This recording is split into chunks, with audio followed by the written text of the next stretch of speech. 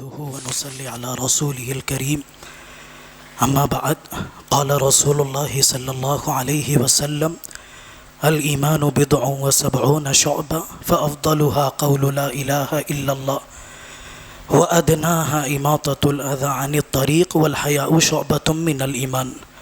قابل قدر علماء اکرام،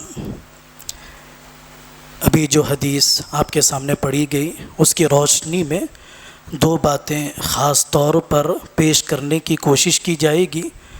سب سے پہلی بات تو دین کا جامع تصور، اور دوسری بات اس جامع تصور کے لیے ہماری محنتیں کس قدر ہونی چاہیے، اور اس کو سمجھانے کے لیے منصوصات اور تمثیلات کو بھی پیش کرنے کی کوشش کی جائے گی.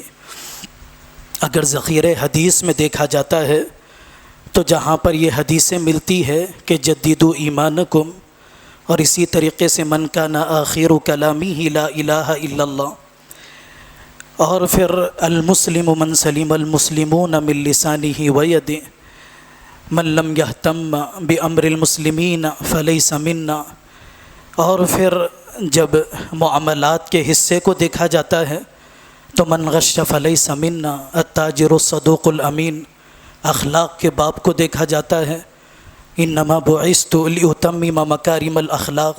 یہ ساری باتیں، یہ ساری حدیثیں اگر غور کیا جائے یہ شریعت کا جامع تصور پیش کرتی ہے. جزیات ہے، کلی شکل اگر دین کی دے دی جائے، پیش کرنے کی کوشش کی جائے تو 5 حصوں میں علماء اس کو بانٹ کر سمجھانے کی کوشش کرتے ہیں. اعتقادات ہے، عبادات ہے، معاملات ہے، معاشرت ہے، اخلاق ہے. یہ سب چیزیں جب تک زندگیوں میں نہیں آتی ہیں اور اس کی تبلیغ کامل طور پر نہیں ہوتی ہے تو سمجھنا چاہیے کہ دین کی تبلیغ کا کتنا حصہ اور دین پر عمل کا کتنا حصہ پورا کیا گیا. دخول اولی اگر جنت میں آدمی چاہتا ہے تو اس کے لیے بھی کمال ایمان کی ضرورت ہے. گمراہی سے تحفظ پورے ایمان کے علم، اعتقادات میں پختگی کے بغیر نہیں ہو سکتا ہے. پوری شریعت کا تصور قرآن کریم نے پیش کیا. اقرأ بسم ربک الذی خلق سے لے کر الیوم اکملت لکم دینکم تک، یہ 2 آیتیں ابتدائی اور انتہائی یہ پورے دین کے تصور کو پیش کرتی ہے.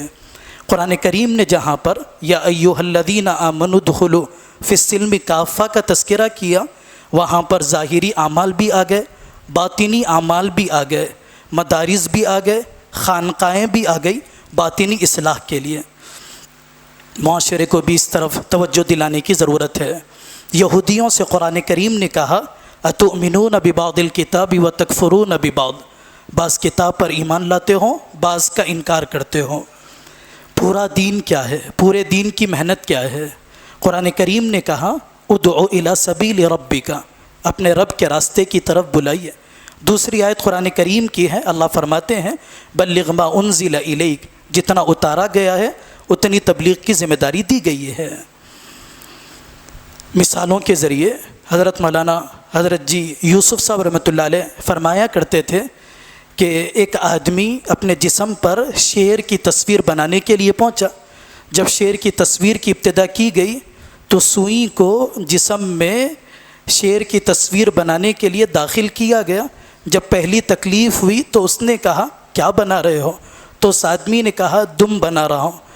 تو اس آدمی نے کہا کہ دم کے بغیر کیا شیر نہیں ہو سکتا ہے؟ اس نے کہا ہو سکتا ہے، اس کے بغیر بنا دوں گا. جب دوبارہ شیر کے دوسرے جسم کے حصے بنانے کے لیے وہ آگے بڑھا، تکلیف ہونے لگی. اس نے دوبارہ کہا اب کیا بنا رہے ہو؟ دوسرا حصہ بنا رہا ہوں. کیا اس کے بغیر شیر نہیں ہو سکتا ہے؟ حضرت جی مولانا یوسف صاحب رحمۃ اللہ علیہ اس مثال کے ذریعے سمجھاتے ہیں کہ دنیا کا ماحول، معاشرے کی صورتحال بھی اسی طرح کی بنتی جا رہی ہے.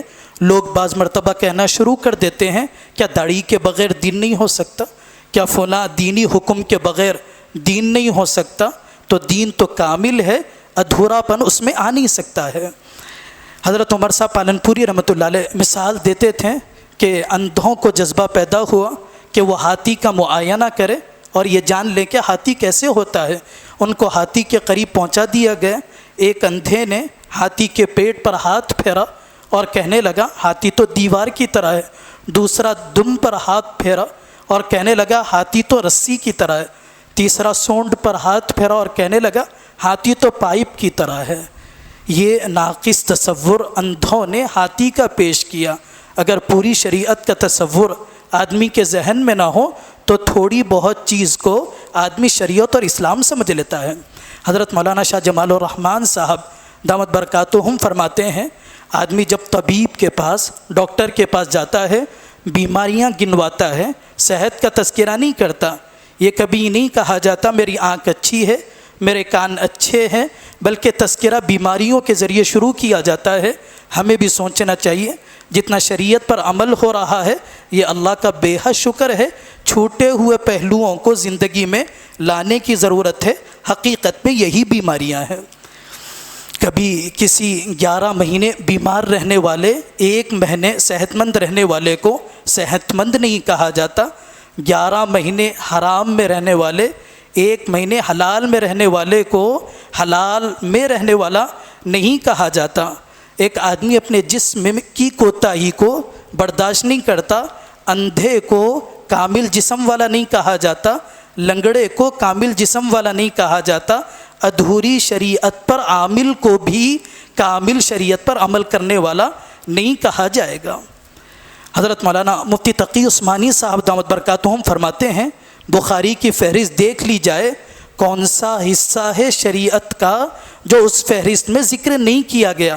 اعتقادات سے لے کر اخلاقیات تک ہر حصہ وہاں پر ذکر کر دیا گیا۔ ہدایہ کو دیکھ لیا جائے تو باطنی معاملات، قلب سے متعلق چیزیں اور فقہ اکبر اعتقادات کے علاوہ ہر چیز اس میں ذکر کر دی گئی۔ جائزہ لینے ٹٹولنے کی ضرورت ہے کہ ہدایہ کا ہر جز اگر ہم اس پر عمل کر سکتے تھے تو ہماری زندگی میں آیا یا نہیں آیا۔ اور کبھی یہ بھی جائزہ لینے کی ضرورت ہے کہ مصلی میرے پیچھے مقتدی اقتداء کرنے والے ان تک دین اسلام کا کتنا تصور پیش کیا گیا۔ نماز اور پھر دیگر معمولی بعض عبادتیں ان چیزوں کا تو تذکرہ ہو جاتا ہے، میراث کو کھل کر، معاشرت کو کھل کر، معاملات کو کھل کر پورے جامع دین کے تصور کو پیش کرنے کا کتنا موقع ہوتا ہے، کبھی کبھار دیکھ لینے کی ضرورت ہوتی ہے۔ اصل جو حدیث پڑھی گئی جس کے بارے میں حضرت تھانوی رحمۃ اللہ علیہ فرماتے ہیں کہ اس حدیث کے تقریباً 7 علیہ فرماتے ہیں کہ جو حدیث کا ٹکڑا، جو حدیث آپ کے سامنے ذکر کی گئی ان میں 30 حصے تو آدمی کے دل سے ہے، 1 حصہ توکل سے متعلق ہے، 7 حصے زبان سے متعلق ہے، 16 حصے اپنی ذات سے متعلق ہے اور 18 حصے حقوق اللہ، حقوق العباد سے متعلق ہے۔ حدیث میں سب سے پہلا حصہ ایمان سے متعلق ذکر کیا گیا، فَأَفْضَلُهَا قَوْلُ لَا إِلَٰهَ إِلَّا اللَّهِ۔ اس سلسلے میں اعتقاد ہونا چاہیے، اعتقاد اور عقیدے کے درمیان فرق جاننے کی ضرورت ہے، اعتقاد کے حدود کو بھی جاننے کی ضرورت ہے۔ افراط بہت زیادہ بڑی بیماری ہے، تفریط استفادے سے محروم کر دیتی ہے۔ اسی طریقے سے قبر پرستی، زیارت قبور میں فرق عوام کے سامنے واضح کرنے کی ضرورت ہے۔ توحید کے اقسام بالتفصیل ان کے سامنے بیان کیے جائے۔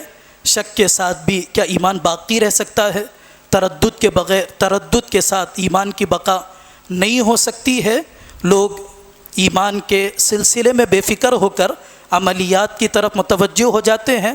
فراڈی عاملوں کی بجائے کاملین کی طرف متوجہ کرنے کی ضرورت ہے۔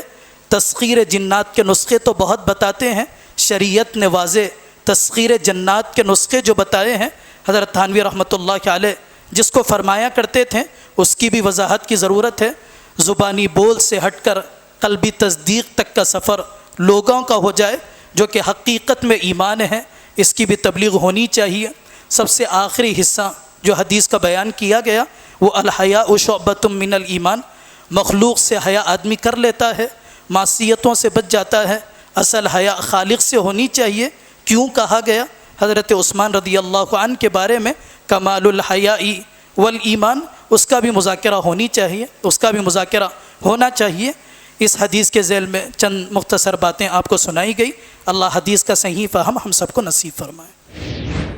اعتزلتموهم وما يعبدون إلا الله فأووا إلى الكهف ينشر لكم ربكم من رحمته ويهيئ لكم من أمركم مرفقا فأووا إلى الكهف ينشر لكم ربكم من رحمته ويهيئ لكم من أمركم مرفقا